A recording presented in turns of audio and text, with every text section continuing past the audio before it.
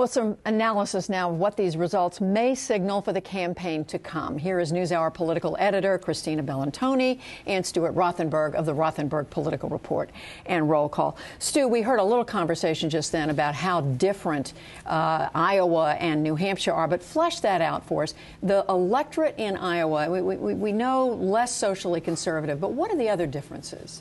Well, in terms of self-ID and in terms of ideology, in Iowa, you had mostly conservatives. And here you have a surprisingly large number of self-described moderates or liberals. In 2008, 45% of Republican primary voters ID'd as moderate or liberal. That's a huge difference, Judy, because it goes to the whole worldview and view of government and the role of government and size of government. And what struck me as really interesting, I was looking at these exit numbers. Who won liberals and moderates last time 4 years ago? John McCain overwhelmingly. Who won conservatives? Conservatives 4 years ago? Mitt Romney. Now Mitt Romney is in the position of kind of being the McCain kind of candidate. He's being criticized as a moderate or liberal. It'll be interesting to see whether he inherits those McCain voters and how many Romney voters. One or two other differences. Obviously, there are more independents in New Hampshire. This is a somewhat more affluent electorate, 6 points than Iowa. Than Iowa, yeah. If you look at the number of participants who made $100,000 or more in Iowa, this year was 28%, and you look at the New Hampshire exit polls 4 years ago, it was 36%. So, again, that should be a good constituency for Romney.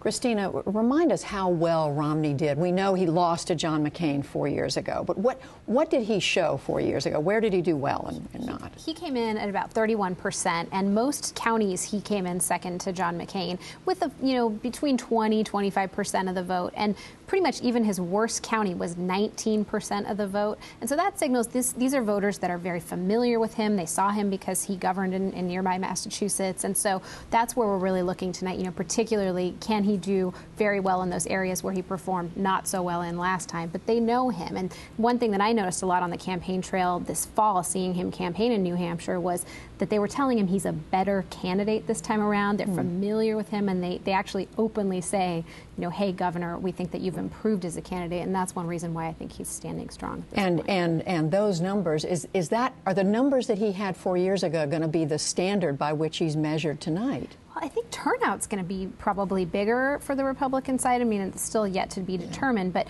particularly, what you're seeing in some of these early exit polls, just that these are voters that are worried about the economy. 7 in 10 voters, said that was one of the reasons that drove them to the polls. That's very different than in 2008, where you had Iraq was a big driver, anti-immigration voters were a big driver of this. So these are people that are very concerned about the deficit. Judy, I would simply add that if Romney got 31, 32 last time and McCain got 38, you'd have to think that somewhere in there is the sweet spot for Mitt Romney. If you were to exceed that, that would show that he would really have expanded support. But that would be a pretty good range for him, I think, tonight. You were talking earlier, Stu, about I was talking with Gwen as well about Huntsman, who has been coming up, had a good debate performance over the weekend. If he were to do well tonight, how well is he equipped to go on after New Hampshire? Well, I don't think very well. I mean, he has talk about putting all your eggs in one basket. This is a total commitment for Jon Huntsman to New Hampshire. This is the whole strategy. It's New Hampshire or bust. So I think it's interesting. We'll probably at the end of the day say, boy, Jon Huntsman did a lot better than he looked like he was doing 2 weeks ago or a month ago. But given his total commitment here, he passed up Iowa. He doesn't have a lot of stuff down the road. You have to think that he has to have a stunning number here, because if he can't, it's the old New York story. If you can't do well here, you can't do well anywhere if you're Jon Huntsman. This would seem to be, as I mentioned, liberals and moderates, this would seem to be the place where he would do well.